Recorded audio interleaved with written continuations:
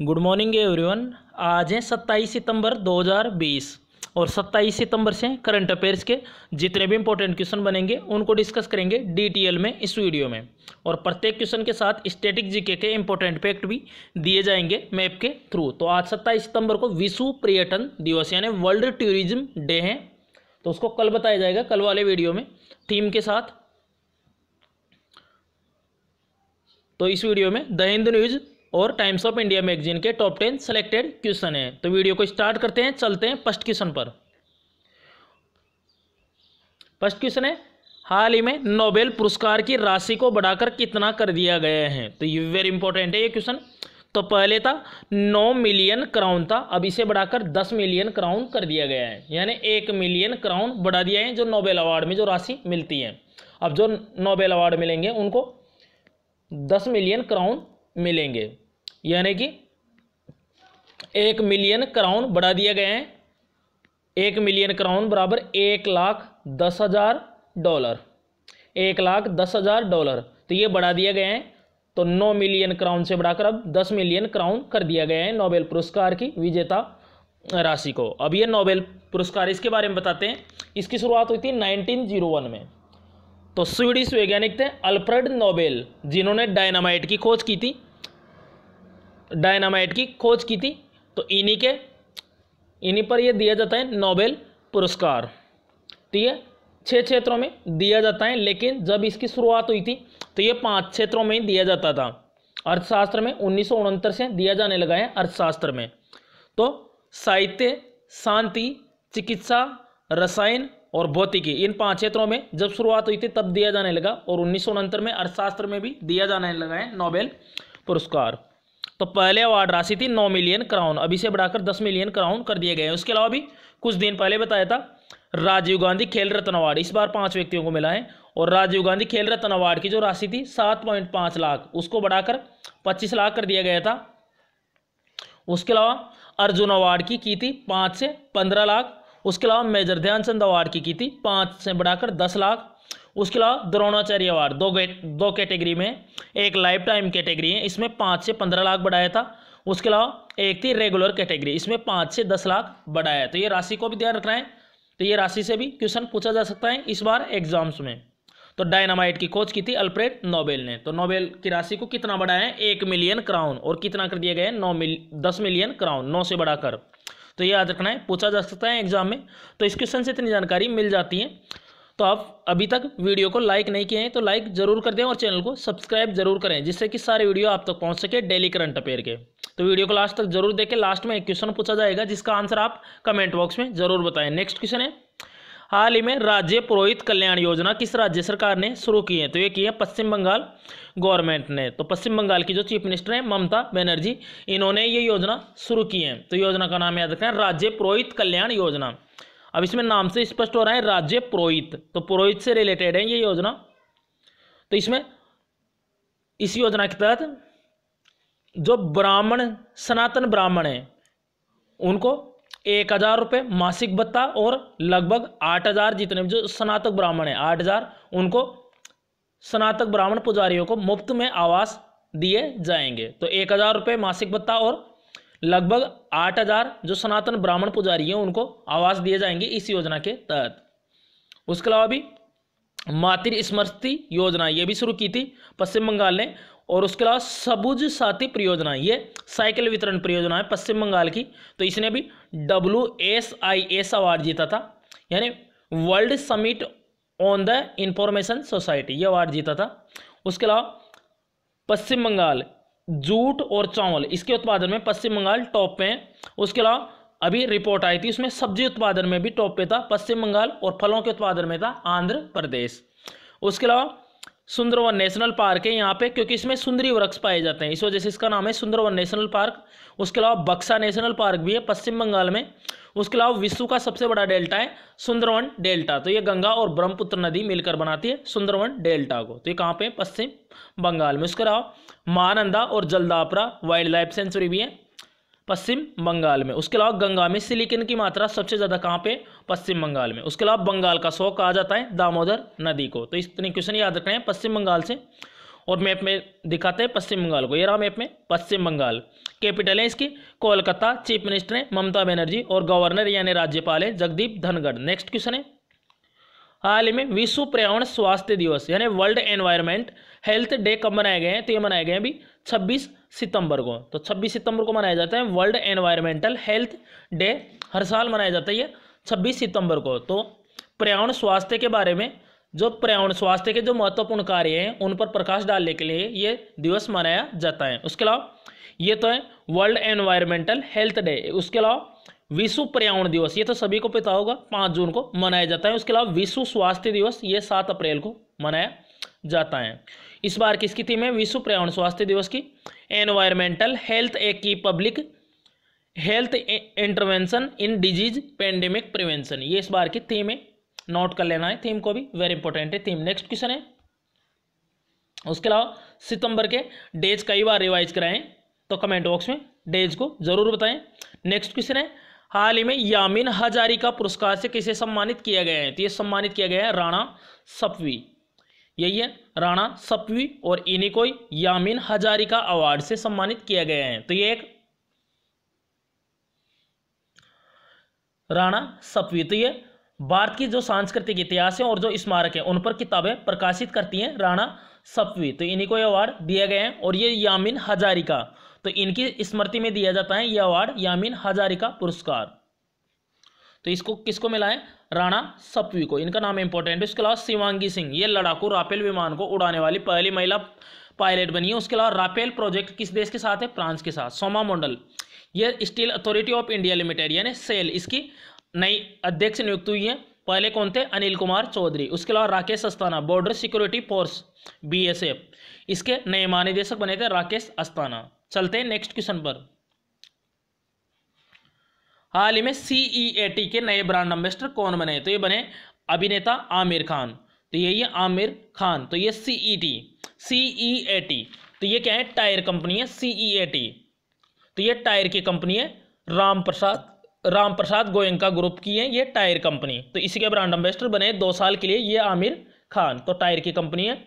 उसके अलावा आमिर खान फोन पे के भी ब्रांड एम्बेसडर है, जो पेमेंट ऐप है गूगल पे की तरह फोन पे, उसके भी। उसके अलावा भी सोनू सूद, ये इंपॉर्टेंट नाम है सोनू सूद, अभी एसर इंडिया ACER इंडिया, इसके ब्रांड एम्बेसडर बने थे। लैपटॉप की कंपनी है एसर, ये ताइवान की कंपनी है। और एसर इंडिया के बने थे भी सोनू सूद। उसके अलावा पेटीएम प्रेस्ट गेम के बने थे सचिन तेंदुलकर, विराट कोहली बने थे ग्रेट लर्निंग के। उसके अलावा मिंत्रा की बनी थी कियारा आडवाणी, बजाज एलियांज के बने थे आयुष्मान खुराना। उसके अलावा अर्बन क्रूजर, इसके भी आयुष्मान खुराना ही बने थे। तो रिसेंटली कुछ ब्रांड एम्बेसडर हैं जिनके नाम बताए हैं, तो इनको रिवाइज जरूर करना है। ब्रांड एम्बेसडर से भी एक क्वेश्चन पूछा जाता है एग्जाम्स में। नेक्स्ट क्वेश्चन है, और ये अभ्यास वाला भी वेरी इंपॉर्टेंट है। हाल ही में भारत और किस देश के बीच में संयुक्त सैन्य अभ्यास जाइमेक्स शुरू हुआ है? तो ये हुआ है जापान के। तो यहाँ से याद रखना है, इसके नाम से ही पता चल रहा है कि किन किन देशों के बीच में। तो Japan India maritime bilateral exercise, यानी द्विपक्षीय अभ्यास है जापान और भारत के बीच में। और अभी कल ही बताया था पैसेज अभ्यास PASSAGE,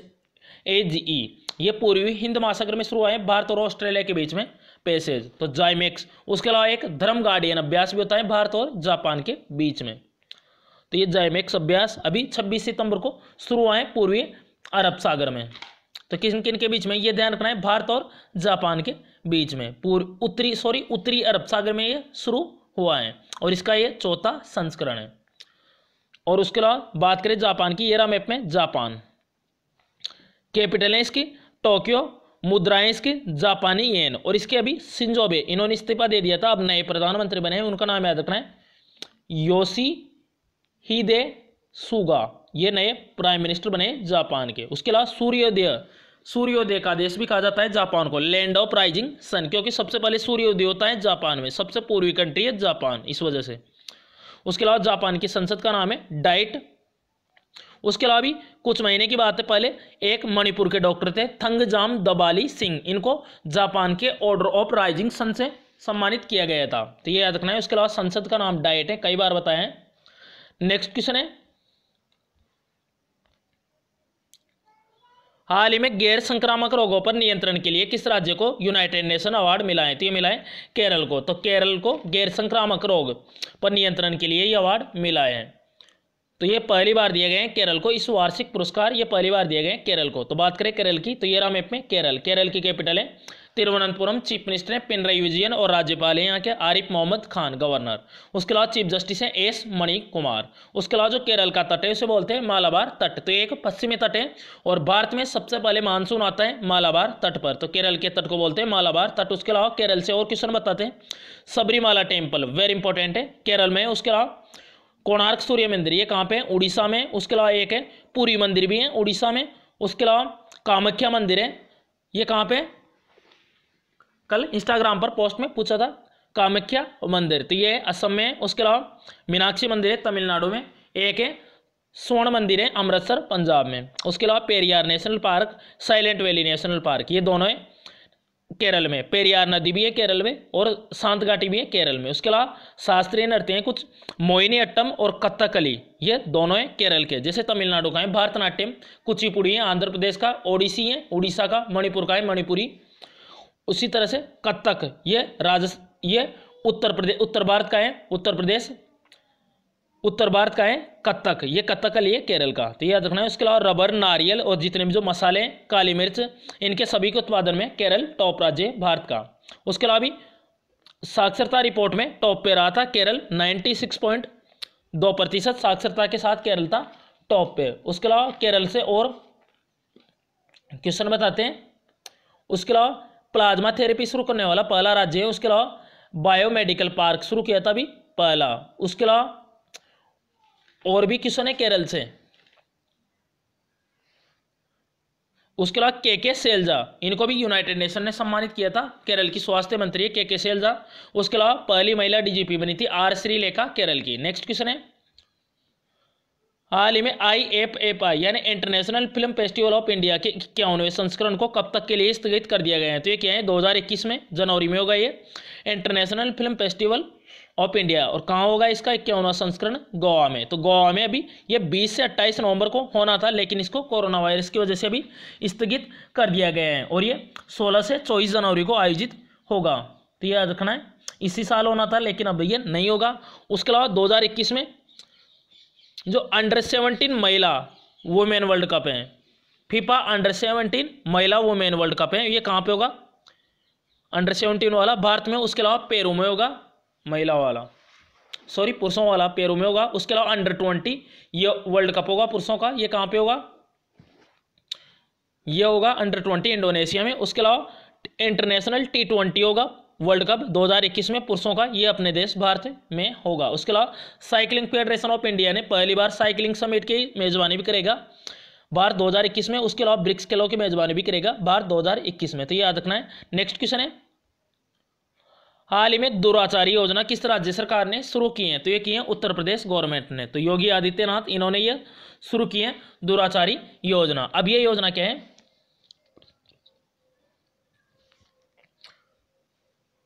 तो ये ऑपरेशन दुराचारी है, ध्यान रखना है, ऑपरेशन दुराचारी। तो ये शुरू किया है अभी उत्तर प्रदेश ने, ऑपरेशन दुराचारी। एक तो दुराचारी योजना ही है सेम उत्तर प्रदेश ने, तो ऑपरेशन दुराचारी या दुराचारी योजना, कंफ्यूज नहीं होना है इनमें।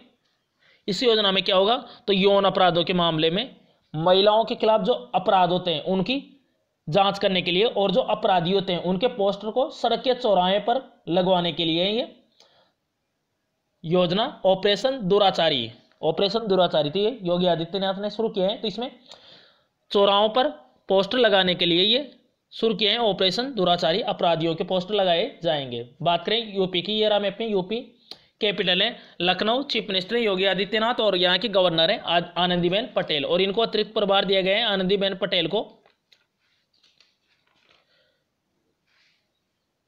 मध्य प्रदेश के गवर्नर का भी। और उसके अलावा उत्तर प्रदेश से और क्वेश्चन बताते हैं, गन्ना, गेहूं, आलू इनके उत्पादन में टॉप पे हैं Dudhwa national park, Chandraprabha wild life sanctuary, Pilibhit tiger reserve, ये है उत्तर प्रदेश में। नरोरा न्यूक्लियर पावर प्लांट, ये उत्तर प्रदेश में, तो ये याद रखना है उत्तर प्रदेश से।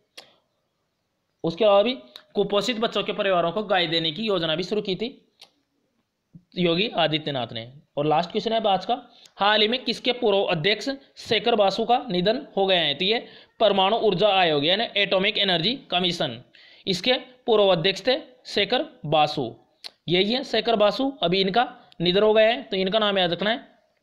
तो परमाणु ऊर्जा आयोग, एटॉमिक एनर्जी कमीशन, स्थापना 1948 में हुई थी इसकी, हेडक्वार्टर इसका मुंबई में। अब देख लें लास्ट वीडियो के क्वेश्चन का आंसर है।